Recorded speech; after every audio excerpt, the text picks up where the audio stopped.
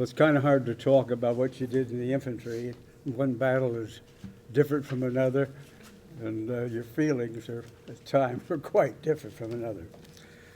A little background information on my career, however, I entered the military service in January 1943 as a private. Following basic training, I went to OCS, completed OCS, and I was made a second lieutenant in air defense artillery. As this did not seem the way to fight a war, I wanted to save my country anyway, or tried to save my country. I requested transfer to the infantry. That didn't take very long. About 3 weeks later, I was an infantry officer. I was transferred overseas in November 44, together with 16 other second lieutenants. I was assigned to the 3rd Infantry Division, as we say, Rock of the Marne, in late November 44. The division headquarters was in Marseille. Iron Mike O'Daniels, the division commanding general, personally greeted all incoming officers. After waiting for him in a conference room for about 2 hours, he entered the room, quietly looked around, and he said, "My lieutenants die like flies, but we gain ground, good luck," and walked out of the room. He was really a great commander. Oh, let's see where I am. I was assigned to Company I, 15th by God Can-Do Infantry on 2 December 44 and continued serving with it until being wounded on 15 May 45. This included the Colmar pocket, where the battles were very hard fought, the Rhone Command, Benaware, Middleware, and Siglesheim, Hill 216, Hill 351, the Ill and Fecht rivers, and the Rhine-Rhone canals, and the Rhine-Rhone Canal. Except for a short time for Rhine River training, the fighting continued until we reached the Neuf-Brisach Bridge, which was in Germany at the Rhine. Early in the fighting, Hill 216 was a continuous problem for its retention.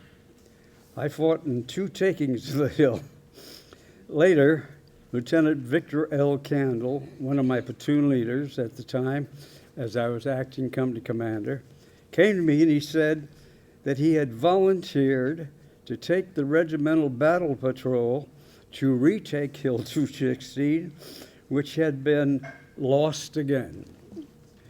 I told him he was a damn fool for doing so.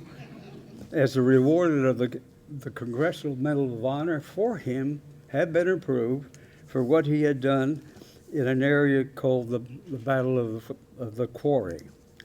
He did not comment, but just said if he did not make it back, would I please forward a letter to his wife, together with some personal items, which he handed to me. He must have had a premonition, for never before had he made such a request. His wife at the time was just 15 years of age. In the attack, Lieutenant Candle was riding a tank up Hill 216 when one of the white phosphorus grenades that he was carrying was hit, and he went up like a Roman candle. And I do not use this as a play on words, as his name was Candle. Sometime later in the fighting, the division stopped for Rhine River training. Officers were billeted in French homes. We had the opportunity to sleep in beds, bathe in bathtubs, receive clean uniforms, and eat hot food. I assure you that this short rest was a great one. After the Rhine River training was completed, we had a large party at a restaurant with plenty of food and drink. During the party, I had the privilege to stand on a table with General Iron Mike O'Daniels and sing the Dog-Faced Soldier, the division song. The next morning, we continued our trek to the Rhine River. After being wounded on May 15, I spent a little over 30 days in the hospital in Nancy, France. Towards the end of my stay in the hospital, I was allowed to go out in Nancy and walk around. and see what was going on. Of course, this was on Christmas. I was allowed, the first day I did so, a staff car pulled up near me, and General Patton stepped out.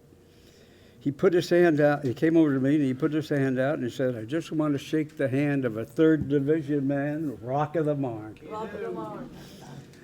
He did so and quickly returned to the staff car. Later, I learned that with him in the staff car was the 7th Army Commanding General. And he was trying to get the 3rd Division, Rock of the Marne, transferred to the 3rd Army. Needless to say, this time General Patton was unsuccessful. Thank you very much for listening to these few reminiscences.